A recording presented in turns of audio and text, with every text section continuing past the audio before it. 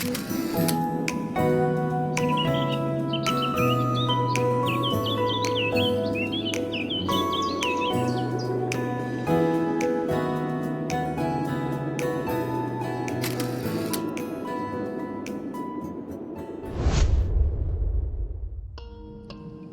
is now the other side of winter in Addisonville, a small, majestic village that seems to be tailor-made for a calendar with stunning images, showcasing the beauty of nature. Nestled in a valley surrounded by rolling hills, it is a place where time moves gently, unbothered by the rush of the outside world. At the heart of the village is a town square where a stone fountain gurgled cheerfully.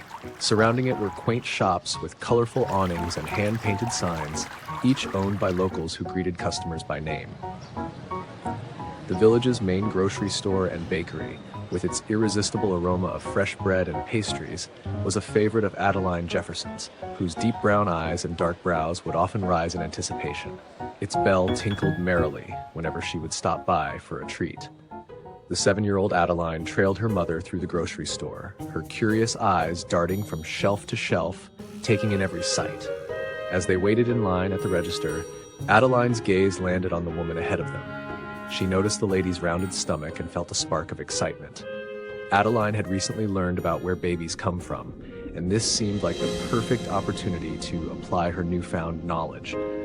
Boldly, she stepped closer to the woman and asked, her small voice full of innocence, "What are you having?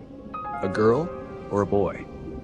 The woman froze mid-movement, her hands gripping the edge of the counter as she slowly turned to face the little girl.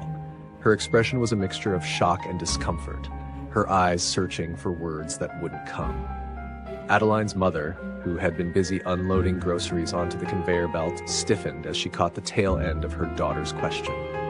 The lady's gaze shifted from Adeline to her mother, her hurt visible despite the polite smile she tried to summon.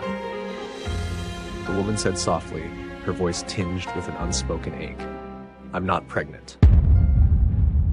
Adeline's mother's face flushed crimson as she reached out to gently pull her daughter closer. "I'm so sorry," she said hurriedly, her tone laden with embarrassment. "She didn't mean any harm, she's just very curious." The woman gave a tight nod, her expression still strained, and turned back to the cashier. Adeline looked up at her mother, her brow furrowed in confusion. "But," she began, only to be hushed by her mother, who leaned down and whispered, "I'll explain later, sweetheart." As they left the store, the air between them was heavy. Adeline couldn't shake her bewilderment, while her mother quietly mulled over how to teach her an important lesson about sensitivity and how appearances can sometimes be misleading.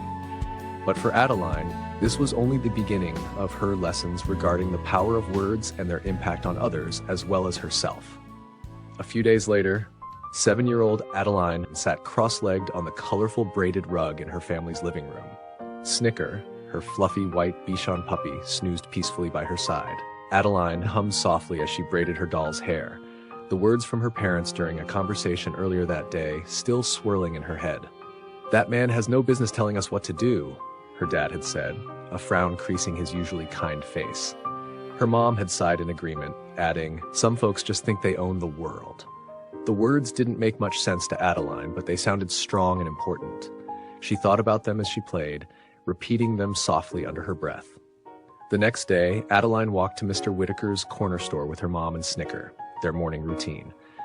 When Mr. Whitaker handed Adeline's mom the paper bag of groceries, Adeline smiled brightly and said, "Some folks just think they own the world."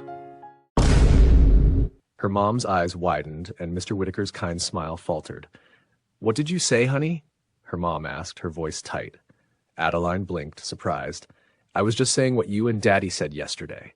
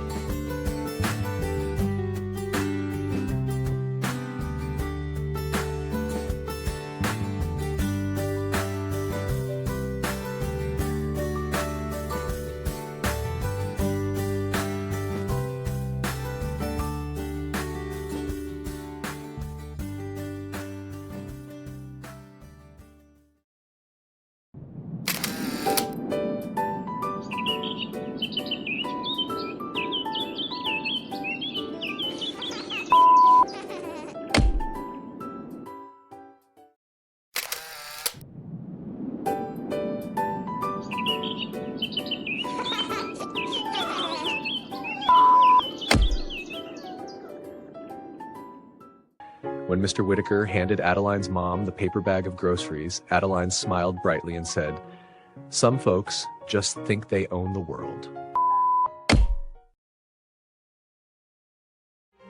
Adeline's mother, who had been busy unloading groceries onto the conveyor belt,